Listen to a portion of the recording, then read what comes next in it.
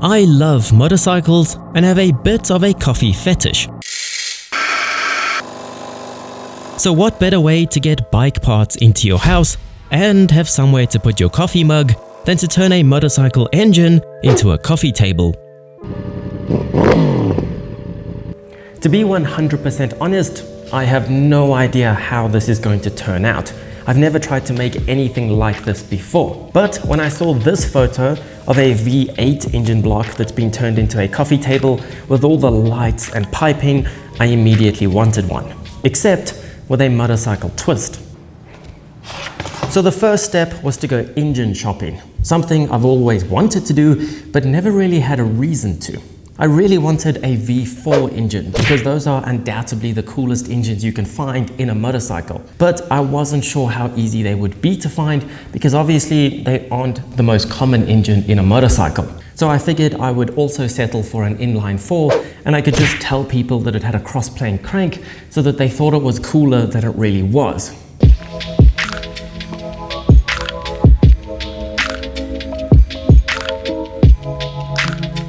We found the holy grail. It's literally a shipping container full of motorcycle engines.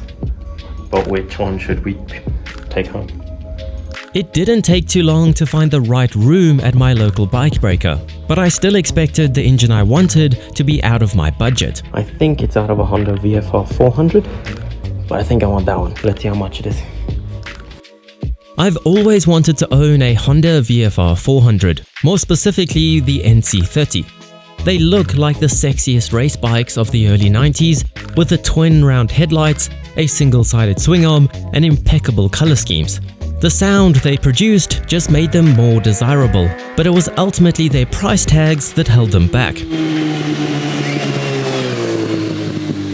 And just like that, I have a VFR 400 engine in my workshop.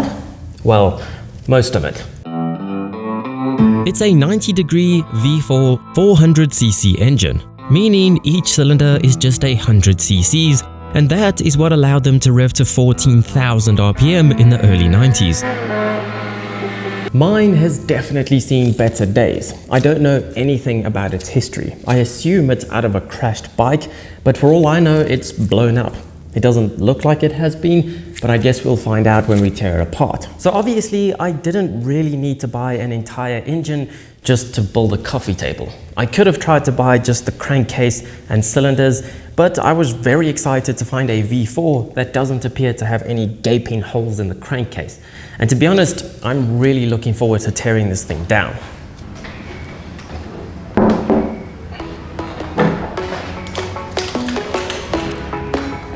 First things first, it's disgustingly dirty, which at least gave me a reason to use my Pando motor apron for the first time in a while. But I'm guessing the motor had been sitting in that container for quite some time. Someone clearly tried to keep the dirt out by stuffing the intakes with newspaper, but I think the other gaping holes might have been a bigger problem. Degreasing and pressure washing an open engine feels like sacrilege, and it mostly is. But since I'm going to strip it down to the cases anyway, and I never wanted to run again, I don't feel too bad.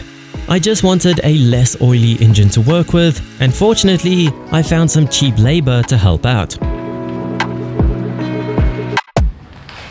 With it looking a bit more sprightly, I could get it back inside and start the disassembly process. It looks like someone helpful has already started for me though, because we're missing the clutch and stator covers, the clutch plates and stator themselves, one valve cover and 2 spark plugs. The water pump is also missing a few bolts and an MIA selector drum cover below that. But judging by the weight, I'd assume the other components are still inside it.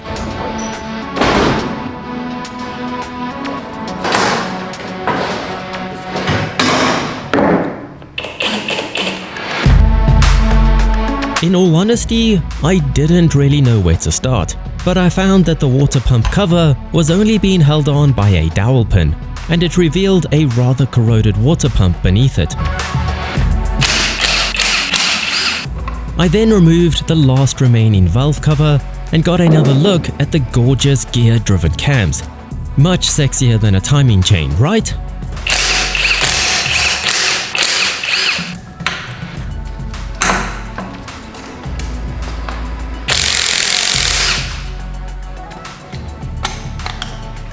After running out of little parts to procrastinate on, I figured I should attempt to take a cylinder head off. So I started to remove the cams to get to the bolts that hold the head on.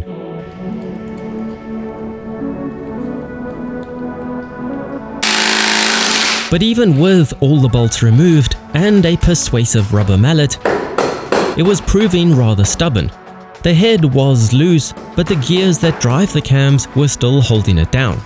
So I flipped the engine over and removed the sump, in the hopes that I could see what was stopping the gears from coming out and make some more progress in the meantime instead of just getting frustrated. But no luck yet. Although it was a tad dented, it did have a genuine Honda oil filter that obviously needed the infamous screwdriver technique to get it off. The oil pickup and most of the pipes looked like a work of art, but simply just pulled off. I then removed the gear that drives the oil pump and its tiny chain, and a few bolts later the oil pump was out.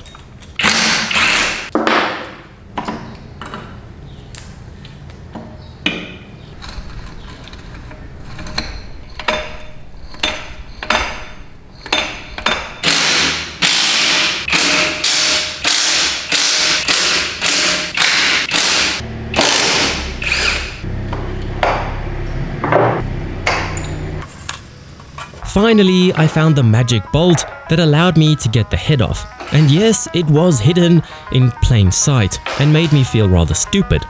But it also meant that I could see the valves and into half the cylinders for the first time, and it wasn't looking great. This was the worst side, but it did make me feel better about turning this into a coffee table rather than trying to get it back up and running. Because assuming the cylinder walls aren't scratched, there's still a ton of dirt and grime to clean out. With the cylinder head off, I loosely reassembled the cams since I'm not sure if I want to use it yet or not. And I didn't want to forget where everything goes or lose important parts. But now that I knew where the magic bolt was, getting the second head off was much faster.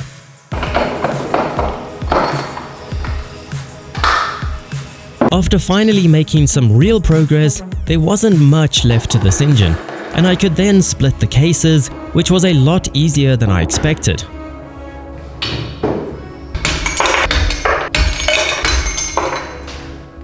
With the gears gone, shift forks removed, and the selector drum slid out the side, the bottom case was officially cleared out.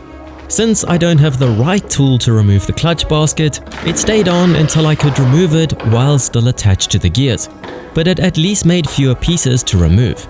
And with that out, the last pieces left to remove were the crankshaft, conrods, and pistons. I loosened off all the connecting rods, which allowed me to pull the crank out. Then I gently tapped the pistons out the top of the cylinder one at a time, some of which fought back harder than others.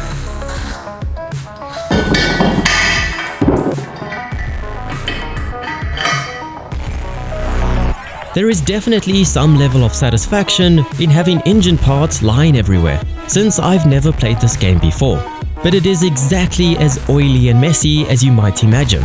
So, all the parts I don't plan on ever needing again, and junk like the oil filter, immediately got thrown away. All the smaller parts got thrown into a degreaser bath and cleaned up a bit, while the cases, sump and heads got another round of pressure washing, in the hopes that they won't leave oil all over my workshop.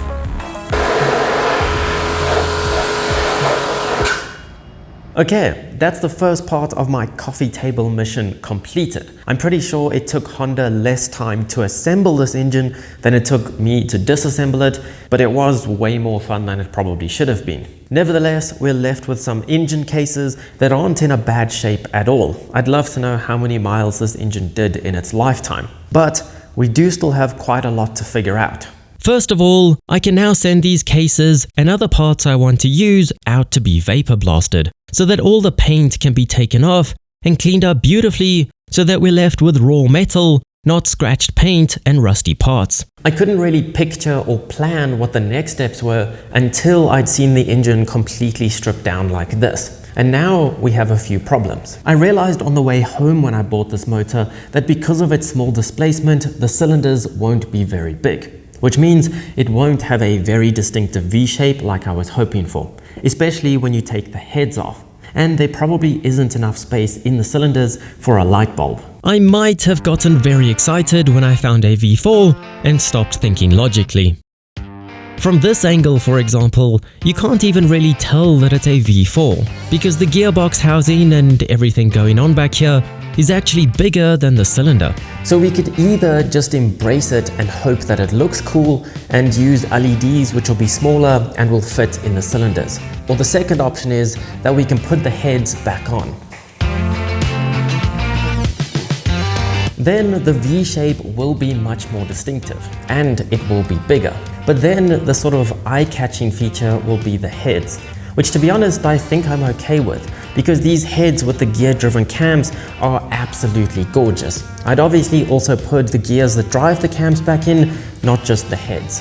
The second problem is that because this is a motorcycle engine, it's tilted forwards ever so slightly, so the cylinders aren't perfectly level as you can see here. I do think though that I can mount this in a way that gets the cylinders level, but then the sump won't be perfectly flat on the ground. But at least that way, the cylinders will be able to support the weight of the coffee glass, at least to some extent. Because ultimately, if this isn't structural in some aspect, there's no point in having an engine in your coffee table. But anyway, I'm going to go get all of these parts vapor blasted, source some wood for the base, some glass for the top, possibly some piping for the structure, and some lights because they look awesome. But let me know if you have any suggestions on how I can make this look awesome and work well. Subscribe so that you don't miss the next video on my V4 coffee table, and I'll see you on the next ride.